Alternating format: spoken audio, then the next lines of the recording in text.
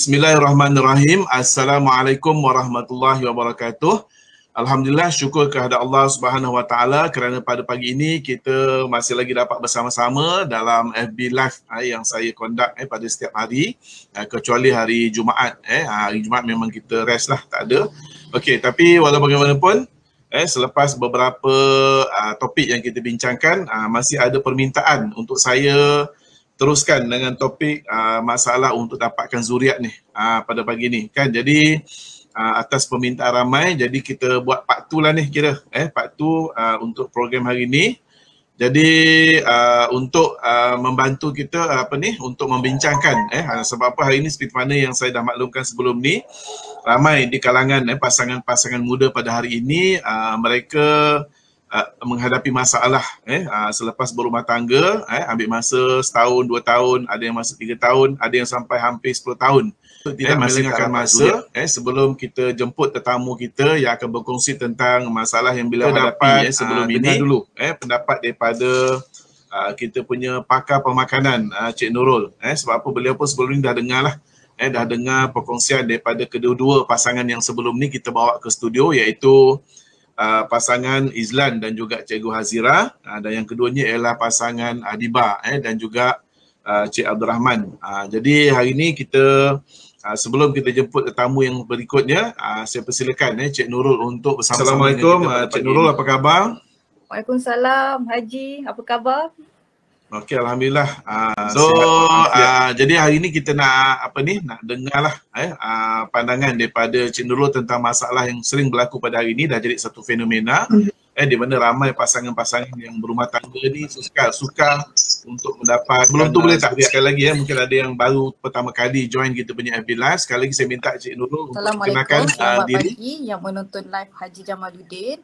Saya Nurul Akmal Ruslan, saya bertugas di Healthyway sebagai product specialist ataupun sebagai kita kata trainer lah dalam bidang pemakanan dan kesihatan.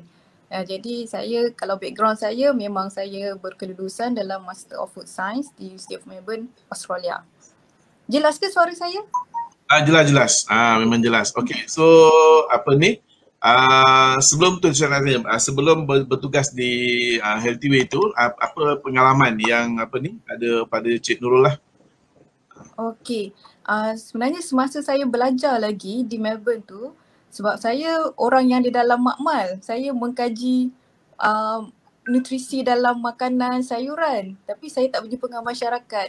Jadi pada masa yang sama saya buat part time, saya involve dengan ada satu bisnes lah, kita melakukan konsultasi kesihatan dan saya bersama dengan mentor saya yang memang dia konsultan yang memang charge dia 1 jam dalam 300 New Zealand dollar untuk konsult kesihatan. Dan saya memang follow dia rapat-rapat lah, jadi saya banyak belajar dengan dia sepanjang masa saya belajar dan saya buat part time masa di Melbourne. Okay, so tapi hari ni dia punya Cik Nurul punya consultation percuma dengan kita punya peserta ni. Okay, so sementara kita tunggu tetamu kita yang seorang lagi, apa kata boleh tak Cik Nurul bagi satu pandangan lah kenapa berlaku masalah ni, maknanya pasangan yang berumah tangga ni susah nak dapat zuriat, susah nak mengandung kan, mungkin ada kaitan dengan pemakanan ataupun gaya hidup. Ya, sangat betul sekali sebab dia berkaitan dengan hormon dan hormon ni bagi wanita berbeza dan lelaki berbeza. Sebab lelaki ada satu saja hormon, kita kata hormon seksual, iaitu testosteron. Tapi bagi wanita dia ada 3, dia ada estrogen, dia ada progesteron dan dia juga ada testosteron. Jadi masalah kesuburan ni biasanya disebabkan masalah estrogen. Lebihan ataupun kurang. Bila lebih estrogen jadi masalah kesuburan, dan masalah-masalah datang bulan, masalah lain lah. Dan bila berkurang dia akan jadi masalah, kita namakan dia sebagai PCOS. Ini pun jadi masalah ganggu period dan sebagainya. Jadi kenapa faktor dia lebihan ni? PCOS tu singkatan daripada apa? PCOS? Dia Polycystic Ovarian Syndrome. Di bahagian ovari tu, telur tu, penghasilan telur tu berkurang. Jadi yang menyebabkan jadi lebihan dan kurangnya estrogen ni disebabkan faktor di bahagian hati, organ hati. Jadi organ hati ni dia selain dia untuk kawal hormon dalam badan, dia juga untuk detox badan juga. Jadi bila lebihan toksin dalam badan ni, ini yang menyebabkan hati tidak dapat proses hormon dalam badan. Jadi dia berkait rapat dengan toksin dalam badan. Sebab tu bila saya dengar testimoni perkongsian daripada pasangan Izlan dan Hazira dan juga Adiba, jadi mereka mengatakan mereka kena detox dulu sebabkan faktor pembuangan air besar kan. Jadi bila dah detox, alhamdulillah hormon tu jadi stabil balik. Oh, okey. Sebab tu maknanya memang perlukan apa ni, maknanya kena jaga pemakanan tu daripada muda lagi lah. Maknanya sebelum mendirikan rumah tangga tu mesti dah, maknanya dah bermula. Maknanya untuk menjadi seorang ibu dan untuk jadi seorang ayah tu, dua-dua ni nak kena jaga. Betul tak? Setuju tak kalau saya berkatakan macam tu? Ya, betul. Dia faktor lebihan estrogen ni memang faktor pada pemakanan kita lah. Dan kalau kita tengok makanan-makanan sekarang, sebagai contoh saya ambil contoh, ayam. Ayam yang dia hidup dalam masa 21 hari tu dah membesar. Jadi kenapa ayam ni membesar dengan cepat? Sebab mereka disuntik dengan hormon yang menyerupai estrogen. Jadi kalau kita biasa mengamalkan makanan yang fast food, segera daripada ayam yang disuntik hormon ni, jadi kita dapat lebihan hormon yang ekstra ni, yang buatan ni tak masuk dalam badan kita. Dan masalah ni bukan sahaja mengganggu wanita, malah boleh mengganggu lelaki juga. Lelaki juga, lelaki juga boleh dapat lebihan estrogen dalam badan. Dan bila lelaki mendapat lebihan estrogen dalam badan, dia akan dia akan mengganggu kualiti hormon kelakian dia lah, dan mengganggu kualiti juga dia gaya punya hidup. kesuburan Tambah dia. lagi budak-budak muda sekarang ni kan, bila time belajar, maknanya daripada peringkat awal lagi dah diperkenalkan dengan fast food, dengan makanan-makanan segera. Lepas tu bila belajar dekat masuk universiti pun sama juga kan, pemakanan tu tak jaga. Jadi sebab tu menyebabkan mereka ni menghadapi masalah dari segi kesuburan dan sebagainya lah. Okey, jadi mungkin apa ni, Cik Nurul boleh jelaskan macam mana produk Healthy Way ni ataupun dengan konsep terapi sel ni dapat membantu masalah yang mereka hadapi. Disebabkan lebihan estrogen dalam badan ni, jadi cara dia kita kena buang, singkirkan lebihan estrogen tu lah. Dan kita kena pulihkan balik fungsi hati kita yang sepatutnya selain pada detox, dia sepatutnya mengawal imbang hormon dalam badan. Jadi cara untuk memudahkan fungsi hati ni, kita kena bantu hati untuk detox lah. Jadi sebab tu dalam Healthy Way dah kita terangkan dalam live sebelum ni konsep MRTC. Langkah pertama adalah detox, di mana kita ada produk seperti wheatgrass, probio yang bantu untuk buang toksin-toksin berlebihan dalam badan. Dan bila toksin badan ni kita dah bantu dia, kita juga membantu fungsi hati kita memudahkan proses detox. Jadi tak langsung hati kita boleh, daripada dia kena buat banyak kerja, jadi mudahkan kerja dia, dia boleh bantu kawal atur hormon dalam badan. Dan bila nak bantu hormon dalam badan, kita boleh bantu dengan produk lain lah. Untuk wanita kita galakkan ada borage, dan lelaki kita So macam mana borage tu boleh bantu bantu dari segi peningkatkan kesuburan tu? Mungkin ada yang miss out penjelasan tentang borage kan, mungkin Cik Nurul boleh ambil masa sikit untuk jelaskan apa kelebihan borage untuk dari segi kesuburan wanita, dan macam mana triple lecithin ni boleh membantu dari segi kesuburan untuk pihak lelaki. Okey. Borage ni dia bukannya unsur hormon. Kita bukan kata kita tambah hormon atau kita suntik hormon atau kita telan hormon, bukan. Dia hanyalah nutrisi yang kita perlukan dalam badan, iaitu GLA, gamma linolic acid, yang bantu memudahkan penghantaran hormon daripada kilang dia. Okey, hormon ni kalau hormon macam seksual, dia punya kita kata HQ dia di otak, pituitary. CPU dia. CPU lah, HQ dia lah. HQ dia di otak, pituitary. Dia bagi signal, dia kata kepada kita punya ovari untuk hasilkan telur lah, dan menghasilkan hormon.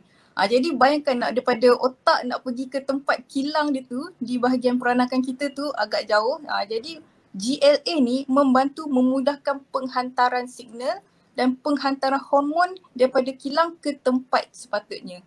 Sebab kadang masalah hormon tu terhasil tapi di blok. Jadi dengan GLA ni dia bantu memudahkan penghantaran lah. Ini berkait rapat dengan kelancaran kita punya peredaran darah juga. Oh, okey. Okay, dan untuk triple triple sitting. okay, triple lecithin pula sebabkan dia bantu, dia ada satu bahan penting dalam kita lelaki punya sperma, telur lelaki lah. Jadi triple lecithin ni dia membantu macam extra resepi untuk menghasilkan telur lelaki yang berkualiti. Maknanya benih lah, bukan telur, benih lelaki tu. Benih, ya. Sekarang kita jemput pasangan Fatin Amalina dan juga Muhammad Daniel yang baru saja menimang cahaya mata dan masih dalam pantang lagi. Okey, saya jemput ke studio. Silakan. Okey, Assalamualaikum Fatin dan juga Daniel. Waalaikumsalam. Okey, so mungkin boleh perkenalkan diri sikit sebelum ni kita teruskan kita punya perbincangan pada pagi ni. Okay, nama saya Fatin Amalina Jamaluddin. Latar belakang pendidikan saya, saya ambil degree dalam TESOL dan kini suami saya Muhammad Daniel bin Tajul Aidin. Oh, okey. So nak tanya sikit, mungkin sekarang ni yang biasalah orang yang bila dah berumah tangga ni kan bila tak dapat lambat dapat anak tu mungkin ada satu tekanan. So boleh kongsi sikit pengalaman Fatin dan juga Daniel lah, macam mana? Okey. Pengalaman tu pasal kita nak kahwin tu nak ada cahaya mata kan. So dia kahwin pula dengan sekali bergabung dengan adik. So serentak dengan adik okey. Ada kedua kan. Kita ada cemburu. Agak jealous kan, tapi kena usaha lah nak dapatkan cahaya mata ni kan. Suami saya lah selalu bagi semangat, bagi dorongan. Tak apa, sabar rezeki kita ada. Okey. So maknanya selain daripada mengamalkan pemakanan kesihatan, macam mana cara Fatin kawal dari segi diet ke ataupun mungkin ada cara yang dilakukan?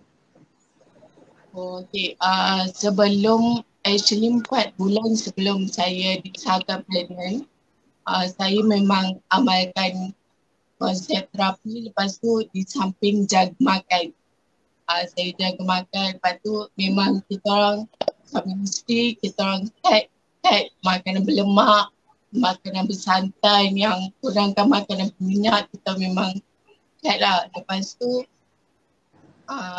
buat exercise sikit di samping MRT konsep terapi style kita, semua saya ambil grass, probio dan sama dengan suami lah. Kami tambah vitamin. Borash, koma. So memang amalkan full terapi sel lah. Yes. Okey. So maknanya berapa lama tu selepas amalkan tukar cara pemakanan dan juga ambil produk Healthyway tu, terapi sel tu, berapa lama daripada tempoh tu baru dapat disahkan mengandung tu? Saya disahkan mengandung 4 bulan lepas tu. Selepas 4 bulan, maknanya kena sabar jugalah, ambil masa kan untuk amalkan benda tu. Ni kan. Okey. Kita pulih balik kan. So ambil masa lah. Maknanya kena bersabarlah kan.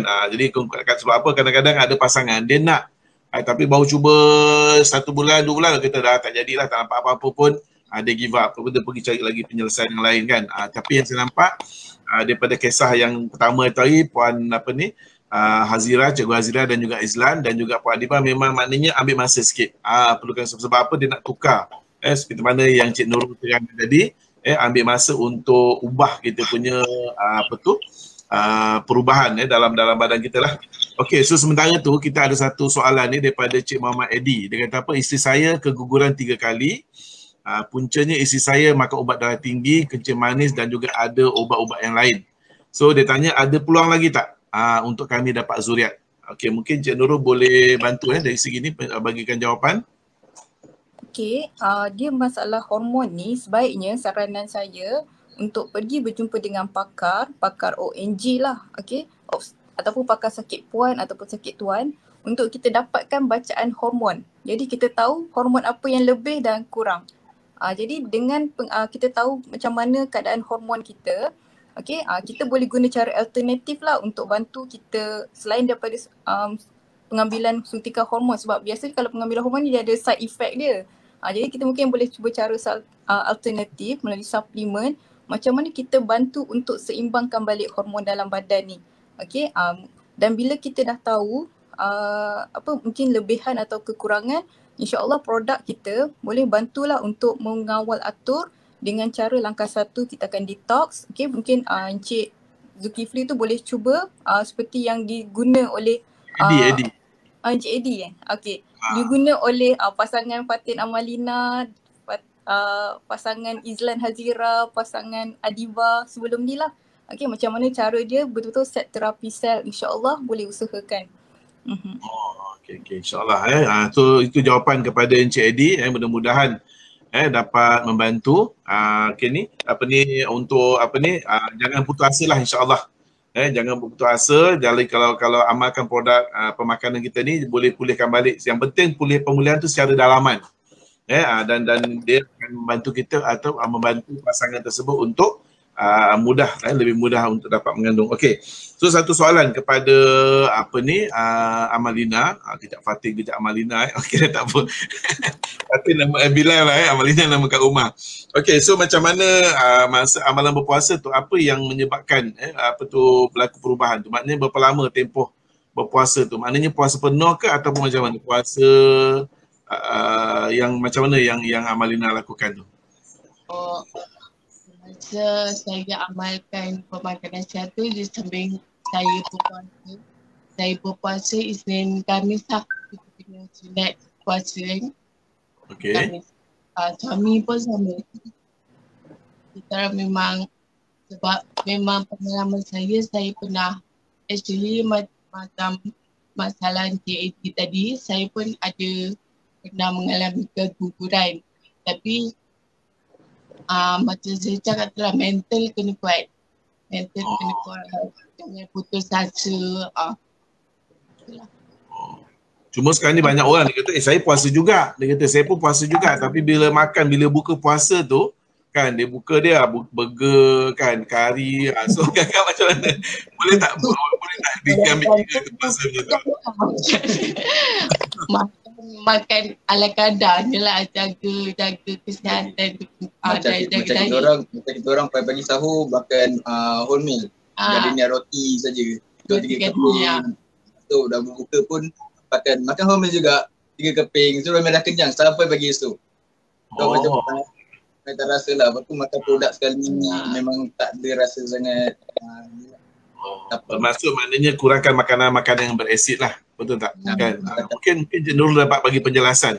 Kan sebab apa hari ni disebabkan oleh biasanya yang saya nampak lah yang punca pasangan ni susah dapat anak ni sebab dia cara pemakanan dia suka makan seafood, daging kan. So perlu tak kita ubah dalaman kita daripada yang berasid tadi tu kepada lebih berakali. Mungkin dekat situ ada pun jadi satu punca juga kenapa mereka ni susah untuk dapat zuriat. Okey, sangat betul. Memang cara pemakanan tu sangat kena tukarlah kepada berkali sebab seperti yang saya katakan tadi, dia berkait rapat dengan saluran darah kita. Sebab daripada mana kilang tu nak menghantar signal pada hormon pergi ke tempat sepatutnya, perjalanan agak jauh. Jadi kalau saluran darah kita tidak lancar, tambah kalau kita kata darah agak berasid sedikit, jadi dia menyukarkan penghantaran hormon tadi tu. Jadi sebenarnya ini berkait faktor macam tadi masalah Encik Eddie tu juga, sebab isteri pun ada masalah kencing manis dan juga darah tinggi. Jadi dia salah satu faktor jugalah. Jadi kalau kita bantu mengamalkan gaya hidup yang sihat, kurangkan kalau ada kencing manis tu, kalau boleh kita bantu atasi dia. Darah tinggi pun kita bantu atasi dia, dan kita lancarkan aliran darah kita, insya-Allah memang akan memudahkan.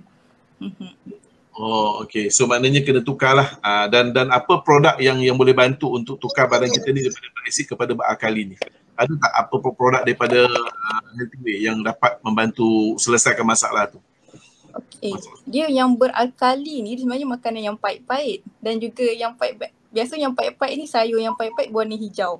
Jadi kalau di Healthy Way ni produk yang warna hijau-hijau tu yang bagus. Iaitu seperti wheatgrass, Sangat bagus. Okay, wheatgrass kita ada tablet dan juga powder. Dua-dua ni sangat bagus lah untuk bantu kurangkan keasidan dalam badan kita. Oh, okay. So mungkin saya boleh bagi saranan lah. Maknanya kalau kita nak cepatkan proses badan kita daripada berasid ataupun sedikit acidic tu kepada berakali, boleh maknanya tambahlah. Mungkin wheatgrass tu instead of ambil 5 pagi 5 petang mungkin boleh tambah. Ataupun kalau mungkin bila kita selalu ambil jus ataupun selalu minum kopi, minum teh ais tarik kan, teh tarik dan sebagainya, boleh tukar dengan jus wheatgrass. Jadi maknanya mudah je kita nak prepare jus wheatgrass ni kalau untuk betul-betul nak usaha lah, betul tak? Kita kena amalkan cara hidup, cara pemakanan yang sihat. Ambil 3 tablet wheatgrass, campur dengan air, lepas tu letak madu sikit, tambah ais, dah boleh minum dah. Kan, itu pun salah satu cara juga betul tak Cik? Ya, betul.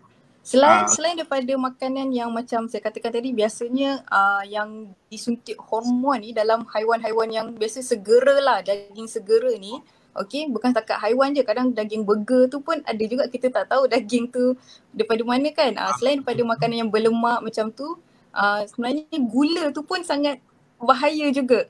Gula dan bagi wanita, ais adalah satu benda yang sangat pantang. Betul tahu ais lah. Sebab tu wanita masa dia pantang dia tak boleh minum ais kan. Dia sebabnya bukan semasa pantang sahaja, dia kena setiap masa pantang ais. Maknanya kalau ada ikhtiar nak dapat anak tu maknanya ais tu kena cut lah. Ya, betul. Betul tak? Okey. So alhamdulillah kita syukur kepada Allah SWT, kita dapat dengar perkongsian daripada pasangan Fatin Amalina dan juga Muhammad Daniel.